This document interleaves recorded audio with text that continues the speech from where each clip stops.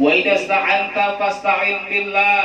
Jika engkau meminta pertolongan, maka minta pertolonganlah kepada Allah Subhanahu wa taala. Nah, ini yang kita bahas selanjutnya, ini kita bahas.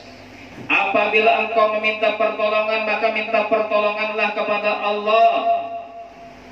Pada Allah. Jangan minta tolong itu kepada jin. Jangan. Ada masalah, bukanya ke dukun. Apa diandalkan dukun itu? Jin wayahin ini banyak ada pintar. Kalau jin bahari itu memang mereka dipersilahkan oleh Allah mendengarkan malaikat-malaikat berbicara, sehingga mereka mengetahui apa yang akan terjadi. Tapi sekarang para jin-jin itu kada boleh lagi mendengarkan. Kada kawa lagi mendengarkan rahasia-rahasia yang akan terjadi nantinya, yang akan terjadi esok, yang akan terjadi seminggu lagi, kada kawa lagi mendengar. Jadi jin wayah ini banyak pendusta. Makanya kalau orang kerasukan tuh jangan kami percaya dia. Orang kerasukan tuh kan jinnya rancak dipandiri oleh tukang ruqyah. Itu jinnya pendusta juga, bisa berdusta. Oh si anu itu aja. Itu tuh orangnya yang mengambil duit si anu itu bisa. Jadi jin itu pendusta, jangan tapi dipercayai. Jangan tapi dipercayainya bisa mengadu domba di antara orang yang bersaudara akhirnya berkelahi. Orang yang berkeluarga akhirnya berkelahi gara-gara percaya lawan jin. Apabila minta pertolongan, maka minta pertolonganlah kepada Allah, jangan minta kepada jin. Jangan minta kepada makhluk Allah Subhanahu wa taala. Para hadirin hadirat yang dimuliakan oleh Allah Subhanahu wa taala. Kenapa hanya minta kepada Allah? Karena Allah lah Al-Qadir ala kulli syai'in, yang mampu atas segala sesuatu. Itu Allah aja. Yang lain selain Allah itu makhluk berataan. Yang selain Allah itu kalau inya berbuat itu atas izin Allah juga. Ada orang hendak menolongi kita, kalau Allah kada mengizinkan inya kada kau menolongi kita. Jadi intinya itu Allah saja yang maha mampu, makhluk kada ada yang mampu. Kecuali Allah yang mengizinkan, hanya kau terjadi, hanya kau inya menolongi kita. Maka barang siapa yang meminta tolong kepada selain Allah, bersandar kepada selain Allah, dia akan merasakan kekecewaan karena nantinya akan kecewanya. Wala yazalu nazilan an manazilil izzi, derajatnya jatuh, kemuliaannya jatuh, mutaba'idan an maulah, jauh daripada Allah Subhanahu wa taala. Nah, imbah bang kayak apa kita nih? Kita kan dalam keseharian ini ada juga minta tolong lawan makhluk. Kada bolehkah kita minta tolong lawan makhluk? Nah, maka dikatakan di sini, in kana masyhaduhu anna i'anatal khalqi lahu min Allah. Kalau misalnya kita nih minta tolong lawan tetangga, minta tolong sesuatu, minta tolong lawan kawan, sedangkan hati kita itu meyakini bahwasanya hakikatnya yang menolong adalah Allah Subhanahu wa taala, maka ini kada masalah. Kalau kita kada minta tolong sama sekali, uyuh juga hidup sorangan, kayak apa? Kada boleh minta tolong lawan tetangga, kada boleh minta tolong lawan kawan, nanti juga hidup. Jadi boleh kita secara zahir mengatakan tolong aku, tolong ulun, boleh secara zahir, tapi keyakinan kita dalam batin kita meyakini hakikatnya yang menolong adalah Allah Subhanahu wa taala. Jadi kalau inya akan menolongi, berarti Allah tuh yang berkehendak. Allah yang berkehendak, inya menolongi dia. Fala yadurruhu dzalika, kada masalah keyakinan seperti itu. Kada masalah minta tolong kepada makhluk dengan hati meyakini Allah hakikatnya yang menolong. Li'anna Allah Ta'ala ajra 'adatahu bi annahu yu'inu 'abdahu biwasitatin wa ghairi wasitah. Karena sudah umum, sudah jadi kebiasaan Allah, Allah itu menolong hambanya dengan perantara. Makanya semalam jar ulun, Berdoa lawan Allah, ya Allah sugihakan ulun. Kada mau pang duit langsung gugur dari langit. Ada perantaranya. Bos kah menjulungi kana? Bos pina senang lawan pian, begawi pina bagus, pina disiplin, dibariinya bonus. Bos yang manggarkan duit tadi. Jadi kada mau pang turun langsung dari langit kayak jaruran semalam. Ada orang ngolah video, ya Allah ulun hendak kawin, bari ulun duit. Tuh, jatuh 100 juta. Ada kayak itu caranya. Jadi sudah umum tuduhan tersebut. Tuduhan sebagai pencuri. Artinya kita dalam keadaan apapun minta tolongnya lawan Allah Subhanahu wa taala. Perkara nantinya Allah menolong melewati wasilah, melewati perantara, maka itu terserah Allah Subhanahu wa taala. Dan ketahuilah law ijtama'a bi anna al-ummah law ijtama'at ala an yanfa'uka lam yanfa'uka illa bi syai'in qad katabahu Allah. Ketahuilah bahwasanya umat apabila mereka berkumpul ingin memberikan manfaat kepada engkau dengan sesuatu daripada kebaikan dunia maupun akhirat, maka mereka tidak akan bisa mengusahakan untuk memberikan manfaat kepada engkau kecuali dengan sesuatu yang sudah Allah tulis, Allah takdir akan sudah untuk dirimu. Misalnya ada orang-orang hendak memberikan kebaikan lawan pian, hendak menolongi pian, berkumpul ini hendak menolongi pian, maka mereka tidak akan mampu menolongi pian kecuali Allah Subhanahu wa taala yang untuk menyelamatkan kaki daripada orang yang tidur tadi. Jadi kalau ada makhluk ingin mencelakakan seseorang, maka tidak akan bisa mencelakakan kecuali dengan izin Allah Subhanahu wa taala. Tahu aja mencelakakan.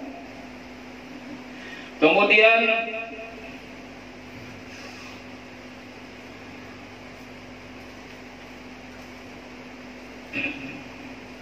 para hadirin hadirat yang dimuliakan oleh Allah Subhanahu wa taala. Adapun takdir, takdir ini jangan juga kita salah mengartikan takdir Allah Subhanahu wa taala, salah memahami takdir Allah. Karena banyak orang salah memahami, akhirnya berdebat, akhirnya berkaras-karasan. Dulu Sayyidina Umar radhiyallahu anhu bersama rombongan beliau hendak menuju kota Syam. Sayyidin hendak memeriksa rakyat Sidin yang ada di Syam sana. Kayak apa keadaan rakyat Sidin? Ketika Sidin berjalan dengan rombongan, kemudian ada orang-orang daripada menteri-menteri Sidin yang menghabarkan, wahai Sayyidina Umar, wahai Khalifah, di kota Syam sekarang ada wabah penyakit. Di kota Syam sekarang ada wabah penyakit. Maka Sayyidina Umar mengatakan, ayo kita kembali semuanya pada jadi kita ke kota Syam karena ada wabah penyakit. Nah di situ ada perdebatan tuh. Ujar sebagian rombongan Sayyidina Umar, wahai Sayyidina Umar, kenapa kita jadi takutan? Kenapa kita jadi takutan? Kenapa kita lari daripada takdirnya Allah? Kalau kita ini nak percaya lawan takdirnya, kenapa? Karena kita ini pulang menghindari daripada kampung tersebut, itu juga kita menuju takdirnya Allah Subhanahu wa taala. Jadi dari takdir menuju takdirnya Allah. Bukannya kita menyalahi daripada takdirnya Allah, bukannya kita lari daripada takdirnya Allah Subhanahu wa taala.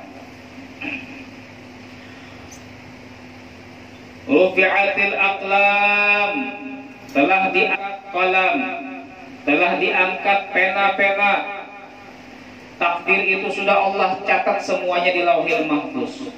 Dan kolam-kolam pena-pena penulis takdir itu sudah diangkat oleh Allah. Artinya kada lagi takdir itu ditulis, kada lagi. Takdir kita berataan ini manusia sudah tertulis berataan di Lauhil Mahfuz. Kada kau dikarasi lagi. Rufi'atil aqlam, terangkat semua pena-pena.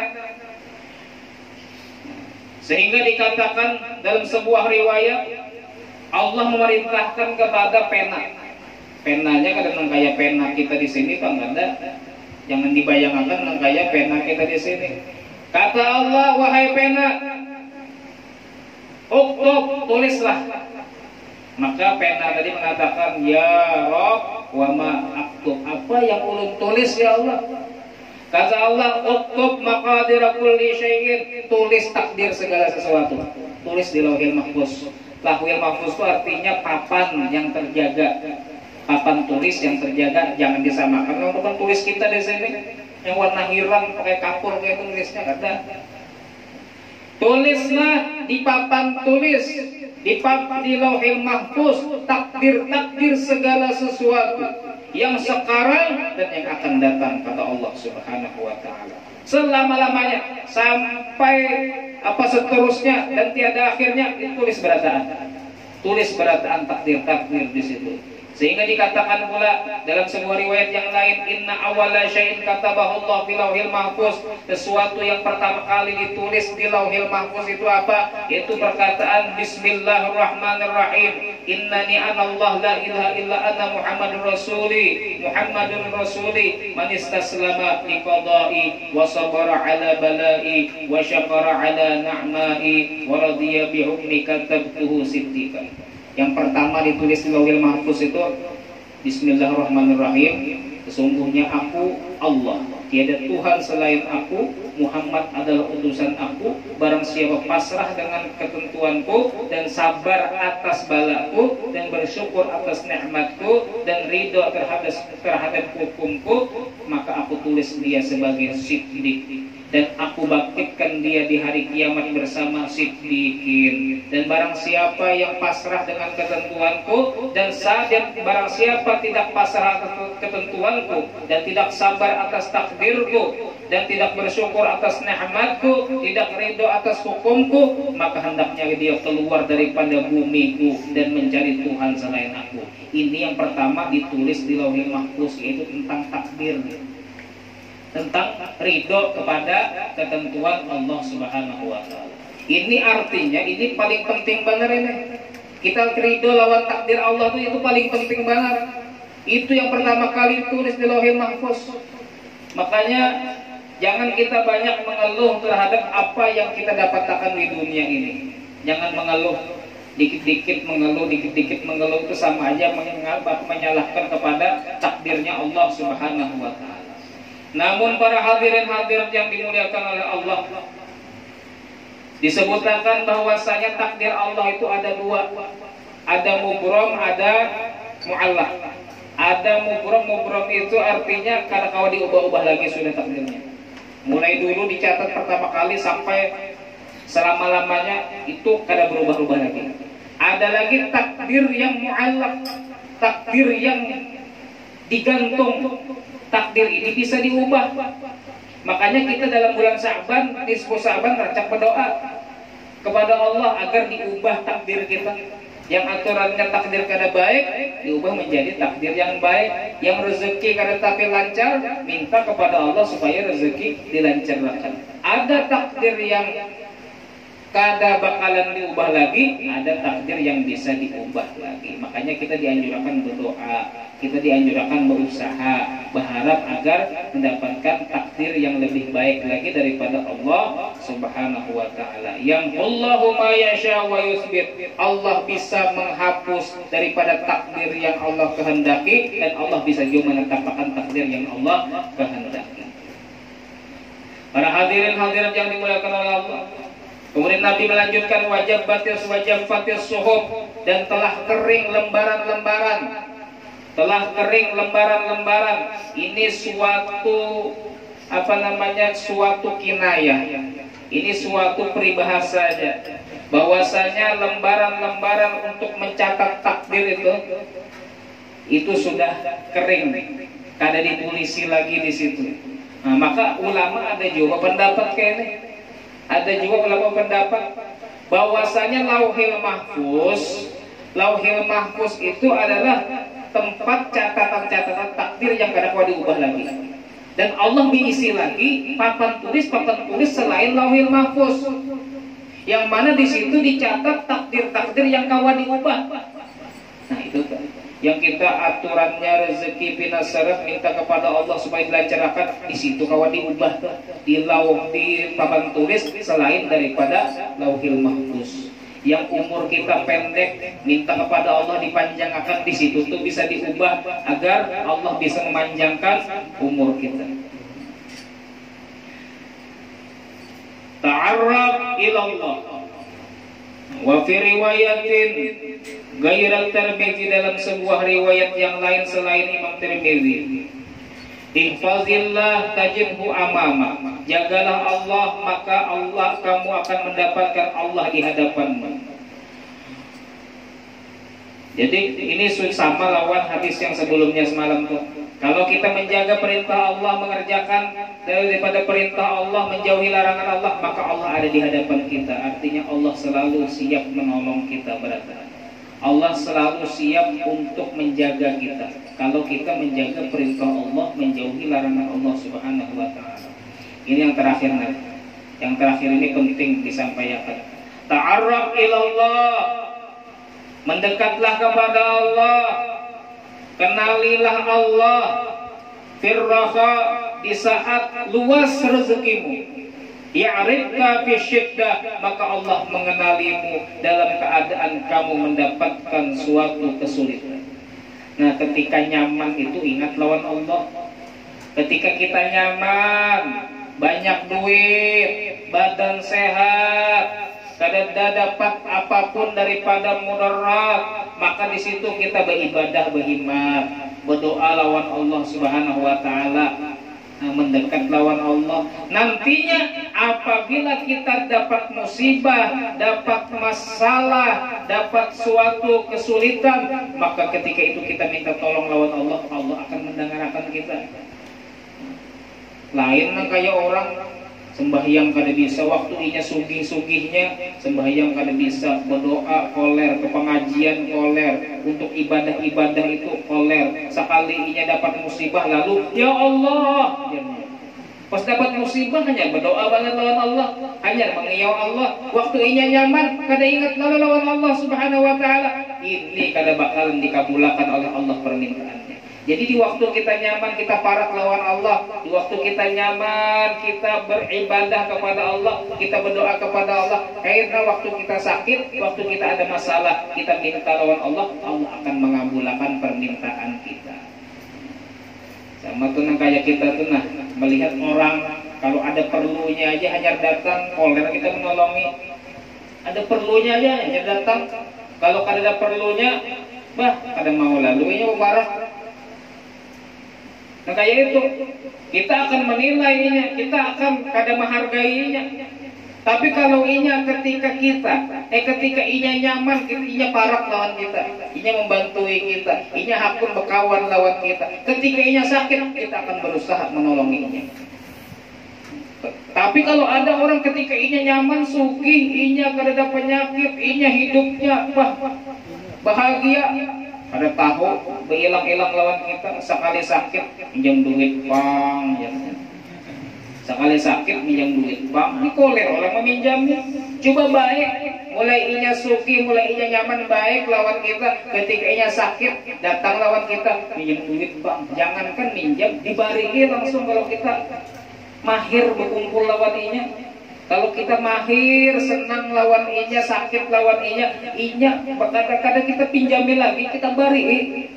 Kayak itu juga kita lawan Allah Subhanahu wa taala. Lawan Allah, jangan ketika kita sakit aja hanya berdoa, jangan ketika kita dapat musibah aja hanya berdoa, tapi setiap saat berusahalah untuk mendekat kepada Allah Subhanahu wa taala. Di waktu kita lapang ataupun di waktu kita mendapatkan kesempitan. Hadirin hadirat yang dimuliakan oleh Allah. Nabi Yunus dulu, Nabi Yunus ini kan ngaran Nabi itu ahli ibadah. Ngaran Nabi ini imannya kuat. Nabi Yunus pada suatu ketika masuk ke dalam perut ikan. Sidin di dalam perut ikan itu mendapatkan 3 kegelapan. Kegelapan apa? Kegelapan malam, kegelapan laut, dan kegelapan yang ada di dalam perut ikan. 3 kegelapannya. Sudah malam, di dalam laut pulang, di dalam parut iwak pulang. Maka beliau merasakan kesusahan yang luar biasa ketika itu. Merasakan ketidaknyamanan yang luar biasa ketika itu. Ketika itu beliau mengatakan kepada Allah Subhanahu wa taala dengan doanya yang kita kenal, La ilaha illa anta subhanaka inni kuntu minaz zalimin. Tiada Tuhan selain Engkau, maha suci Engkau, sesungguhnya aku termasuk daripada orang yang zalim. Maka banyak sirin membaca itu diulang-ulang sampai Allah Subhanahu wa taala memberi pertolongan kepada Nabi Yunus. Kenapa Allah menolongi Nabi Yunus? Karena sebelum beliau mendapat musibah, beliau selalu mendekat kepada Allah Subhanahu wa taala. Ketika mendapat musibah, maka Allah tolong beliau. Nah, ini bacaan la ilaha illa anta subhanaka inni kuntu minaz zalimin. Ini bagus untuk diamalkan.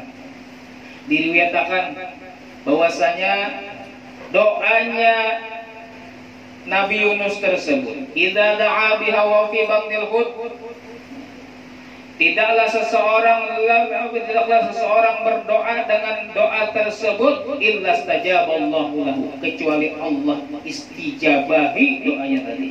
Allah kabulkan doanya. Disebutkan dalam riwayat yang lain juga, orang yang berdoa dengan doa yang didoakan oleh Nabi Yunus tersebut ketika dia sakit 40 kali dia membaca doa tersebut, kemudian dia mati dalam keadaan sakit tersebut, maka Allah berikan pahala mati syahid. Waktunya sakit benar-benar. Ya Allah, la ilaha illallah subhanaka inni kuntu minadz zalimin. Baca 40 kali. Kalau ia mati dengan penyakit itu, maka dia mendapatkan pahala mati syahid. Kalau sembuh bang, kalau ia sembuh, ia mendapatkan pengampunan Allah Subhanahu wa taala. Kalau meninggal matinya seperti orang mati syahid, kalau ia hidup maka Allah ampuni dosa-dosanya. Kemudian dalam riwayat yang lain daripada Abdullah bin Abbas, tidaklah seseorang yang bersedih, seseorang yang sumpah, seseorang yang risau hatinya, seseorang yang mendapatkan kesusahan, bahkan seseorang yang mempunyai hutang, membaca 3 kali doa la ilaha illa anta subhanaka inni kuntu minaz zalimin illa sujiba lahu, kecuali dikabulkan.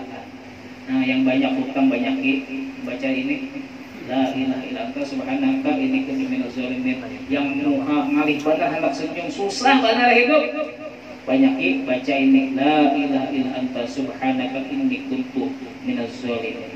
Nah, insyaallah dikabulkan oleh Allah Subhanahu wa taala. Ngantuk tuh ini. Wa alam sedikit lagi nanggung, kita nyambung bulak hadis 19. Jadi kita habiskan sama-sama di hadis 19, minggu kena nyambung hadis ke-20. Wa alam, dan ketahuilah annama akhta'aka lam yakun liyusiba. Ketahuilah bahwasanya yang luput daripada engkau tidak akan mengenai engkau. Yang luput artinya yang tidak ditakdirkan oleh Allah untuk engkau tidak akan sampai kepada engkau. Misalnya pian ini sudah ditakdirkan miskin, kada mungkin sugih. Kada mungkin, sudah takdirnya miskin. Kada mungkin suki walaupun begawi berhimat banget. Walaupun bulik ke rumah itu 2 jam aja istirahat, keluar pulang, kada kawa suki-suki. Kalau Allah sudah mentakdirkan hidupnya itu miskin, jadi jangan tapi berhimat benar mencari harta.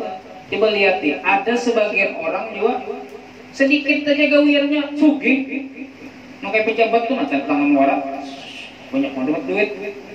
Ada tangan warak, ada uyuh katanya. Duduk di kantor menunggui orang datang warak. Apalagi ada uyuh habis orang keluar, micik HP-nya lagi ini. Nunggu tanggal 1 gajian. Ada orang yang gawiannya sedikit tapi sugih karena takdirnya sudah sugih. Apa yang luput daripada engkau kada bakalan mengenai engkau. Ma qaddir yakun, ujar Habibullah Al-Haddad, yang Allah takdirkan pasti terjadi. Jadi kita ini menjalani takdirnya Allah aja. Kemudian wa ma asabaka lam yakun liyukhti'ak. Nah, apa yang akan menimpa engkau, apa yang menimpa engkau, apa yang Allah sudah tentukan untuk engkau daripada kebaikan ataupun kejelekan, tidak akan luput daripada engkau. Yang sudah Allah bariakan lawan pian, Allah takdirakan lawan pian, itu kan bakaran lutu. Allah mentakdirakan pian sugih, pasti sugih kayak apa aja, biar pengoler, biar gawin guring terus kayak amat. Sugih. Kalau sudah takdirnya sugih, dia tiga nanti kayak apa? Kamatnya takdirnya. Kalau inya sugih berarti takdirnya sugih sudah, biar kata bagawi. Jadi kalau orang meyakini hal seperti ini, maka hidupnya akan tenang dan akan hilang kesedihannya atas apa yang terjadi pada dirinya daripada hal-hal yang tidak dia senangi, yang telah lalu maupun yang akan datang. Ada risau lagi nya sudah apa yang sudah Allah takdirkan itu Pak yang bakalan terjadi. Nah, mudah-mudahan Allah Subhanahu wa taala memberikan kita hati yang kuat apabila mendapatkan musibah. Mudah-mudahan Allah Subhanahu wa taala berikan kesabaran kepada kita dan Allah cepat hilangkan musibah tersebut. Karena musibah itu tanda cinta Allah. Setumat aja Allah memberi musibah tadi, nanti setelah itu akan Allah berikan kelapangan, Allah berikan kemudahan, Allah berikan jalan keluar. Mudah-mudahan Allah Subhanahu wa taala menguatkan iman kita, menguatkan kita dalam takwa kepada Allah Subhanahu wa taala. Mudah-mudahan Allah Subhanahu wa taala tidak mematikan kita daripada kehidupan dunia ini kecuali dosa-dosa kita diampuni oleh Allah, dosa keluarga kita, dosa orang-orang yang kita cintai, dan tidaklah kita dimatikan daripada dunia ini kecuali kita bisa mengucapkan la ilaha illallah. Amin amin ya rabbal alamin bisirril Fatihah.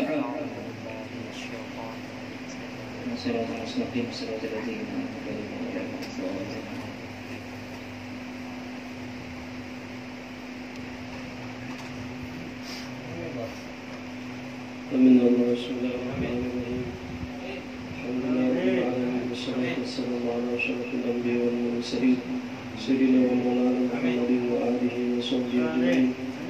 Allahumma inna nas'aluka ziyadatan fid din wa barakatan fil umri wa sihhatan fil lisan wa sihhatan fil rizqi wa tawbatan qabla al-maut wa rahmatan inda al-maut wa maghfiratan ba'da al-maut wa afwan inda al-hisab وأمانا من العذاب ونصيبا من الجنة وارزقنا النظر إلى وجهك الكريم. اللهم مغفرتك أوسع من ذنوبنا ورحمتك أرجى لنا من أعمالنا. ربنا تقبل منا إنك أنت السميع العليم وتب علينا إنك أنت التواب الرحيم. ربنا آتنا في الدنيا حسنة وفي الآخرة حسنة وقنا عذاب النار. وصلى الله على محمد وآله وصحبه وسلم. بفضل سبحان ربك رب العزة عما يصفون